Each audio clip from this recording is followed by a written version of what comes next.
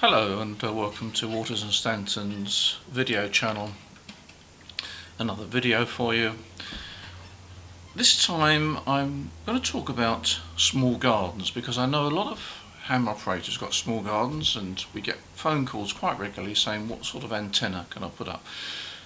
It's rather an involved subject simply because everybody's garden is different. Everybody's got their priorities and their own sort of problems, whether they can put masts up and where they can put masts up and how much room they've got. So it's very difficult to, in a video, answer everything in one go.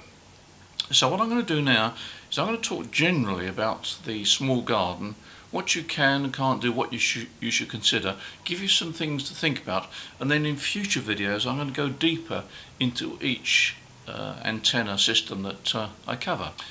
The first thing I should say is that we are at the bottom of a sunspot cycle. That means to say that the band conditions on the HF bands are pretty poor, and that's probably putting it mildly. The band conditions tend to be better on 160, 80 and 40 metres. 20 metres is having a tough time at the moment, and 15 and 10 are hardly open at all.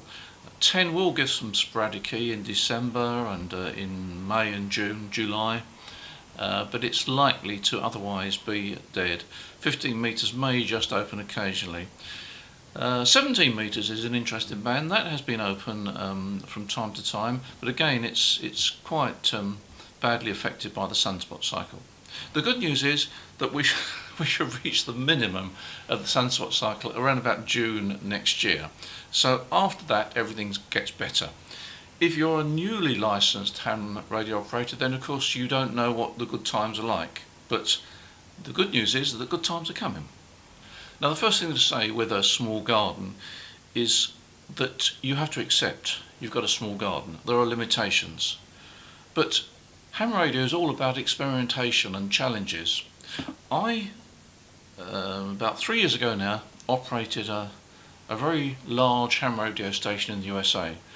4 or 5 towers, all the towers were over 100 foot, 4 elements on 40 metres and a stacked array on 20 metres.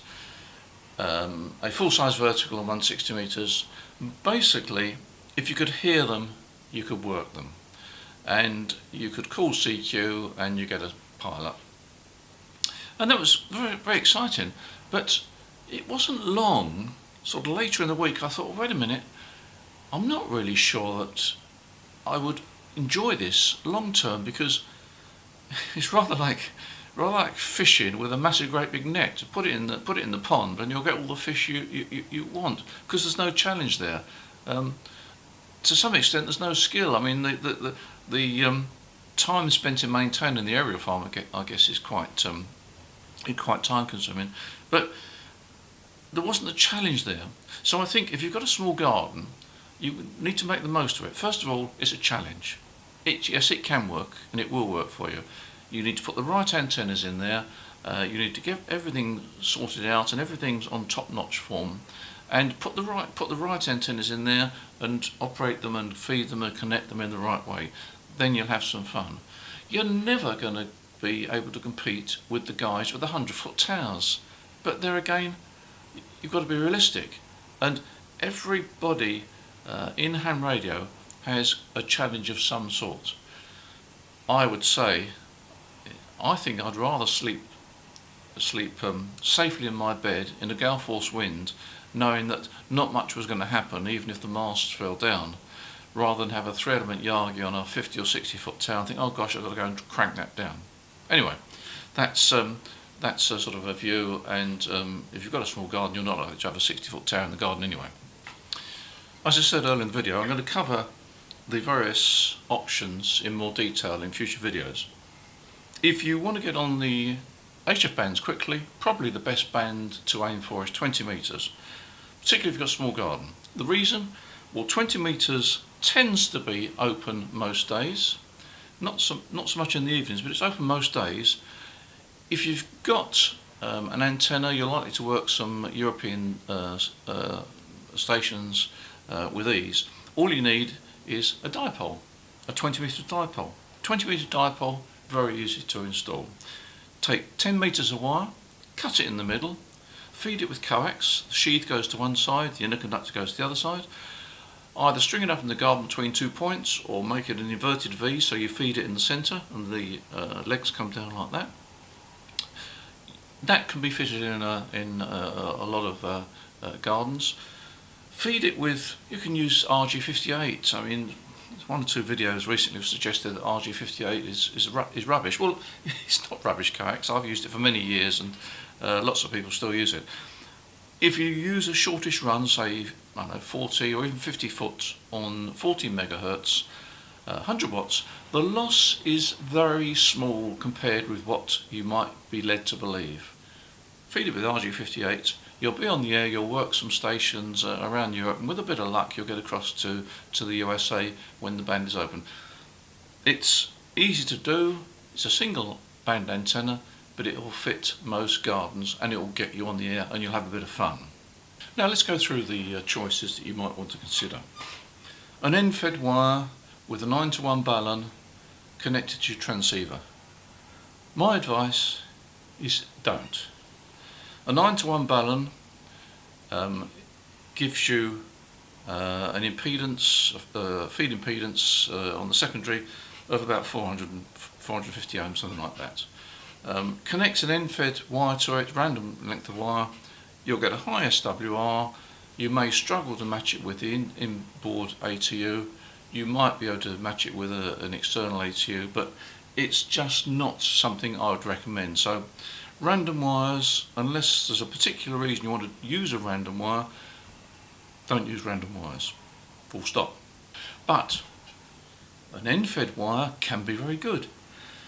Make that end-fed wire resonant on the lowest band of operation. Let's just suppose you can get 66 foot of wire or 20 metres of wire in your garden. Perhaps you have to bend it a bit, but you can get it in there. Connect a transformer to it, an end-fed half-wave transformer to it. You should be able to match it quite easily with your inbuilt ATU. You may not even need the inbuilt ATU. That will resonate on its fundamental plus its harmonics. So 20 metre wire will resonate on 40 metres, on 20 metres, on 15 metres and on 10 metres. No traps, very simple. Because it's end fed, you've got no coax down the garden. You can erect it as an inverted V and then feed it at the bottom at one end, or you can take it from the window or the guttering or whatever down the garden to a tree. Very simple. All you need is an end fed half-wave transformer, EFHW transformer. They're readily available, and that gives you all bands, well not all bands, but it gives you 40, 20, 15 and 10. If you're lucky enough to have a much longer garden, 130 odd feet, in other words 40 metres, then you will get 80 metres plus all the other bands, but I'm assuming that if you've got a small garden you won't be able to fit that in. But there are other ways of doing that, and I'll come back to that in a later video. G5RV. Where would we be without the G5RV? How many times have I heard stations saying they're using the G5RV? And it works, you can't get away from the fact it works, but it does have its problems. It's not my favourite antenna. Basically, the full-size one is 102 foot long, which is probably too long for what I would call a small garden, or you can have a half-size version, which is 51 foot long. The full-size one will work on 80, 40, 20, 15 and 10. The half-size one will work on 40, 20, 15, probably not, 10 metres, yeah. The problem with the G5RV, it is a compromise. You will need an ATU. The internal ATU may match some of the bands, but probably not all of the bands. So the G5RV does merit further discussion, and again I will cover that in a later video. But as I say, it's widely used, but it does have its problems. Not my favourite antenna, and I'm not quite sure that it's the best option for a small garden. Open wire feeder. I call it open wire feeder, but probably if you're going to use something like that, it'll be what we call ladder line. Basically it's a couple of parallel conductors which are separated by a bit of plastic about 2 inches wide and with gaps every so often, and it's known as ladder line. The good thing about ladder line is that if you feed it and connect it in the right way, you can make an antenna which covers a wide range of bands without any traps. So if, for example, you put up, let's say you put up a 20-metre length of, in the form of a dipole, you break it in the middle, you feed it with this ladder line, take it back to your transceiver, not directly, but I'll cover that in a later video. But that antenna will then cover 40, it'll cover 30 metres, 20 metres, 17 metres, 15 metres, 12 metres and 10 metres. Now that's got to be attractive. Ladder line is gaining popularity, but as I say, the secret is connecting it in the right way.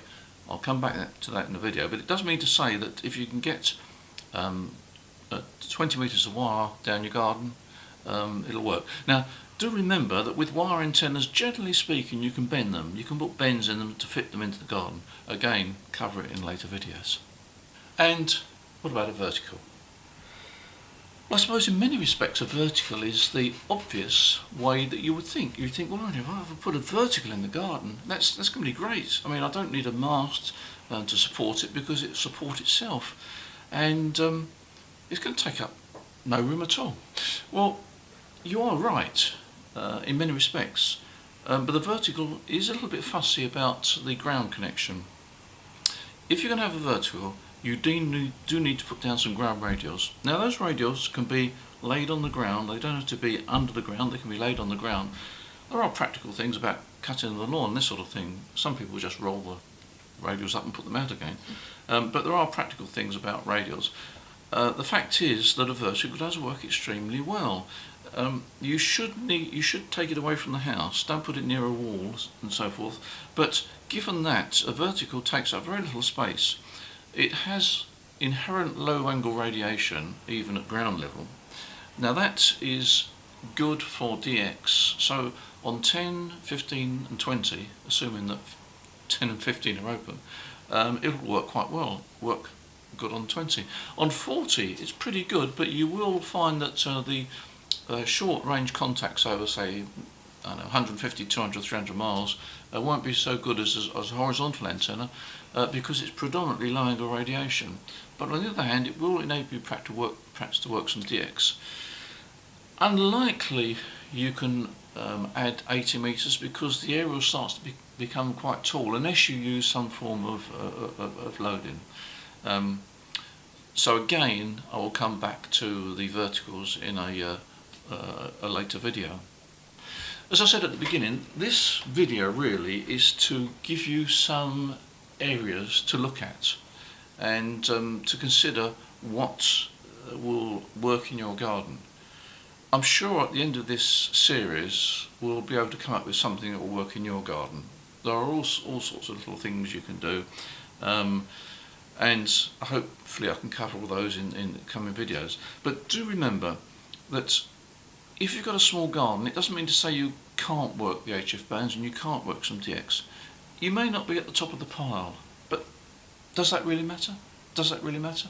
As long as you can achieve contacts, then that's part and parcel of the hobby. Experimentation, challenge. A small garden is a challenge, so accept it and enjoy it. So I hope you found this video inspiring. Is that the right word? I don't know, perhaps it's not. Anyway, I hope you found this video that will be thought-provoking. That's the word I'm trying to think of, thought-provoking, yeah. I hope you found it thought-provoking and that we can come back with some more videos and go into greater detail about the individual choices that you have. If you find these videos useful, please press the subscribe button. That tells us that we're working in the right direction and got some viewers that find these useful. And if you want any ham radio gear, don't forget, we're down at Portsmouth. Down here we've got the largest ham radio warehouse in the UK. Be happy to help you, whether it be a small aerial, or be some wire or transceiver, whatever. We'd be happy to help you. So, until the next time, enjoy your ham radio. Thanks for watching.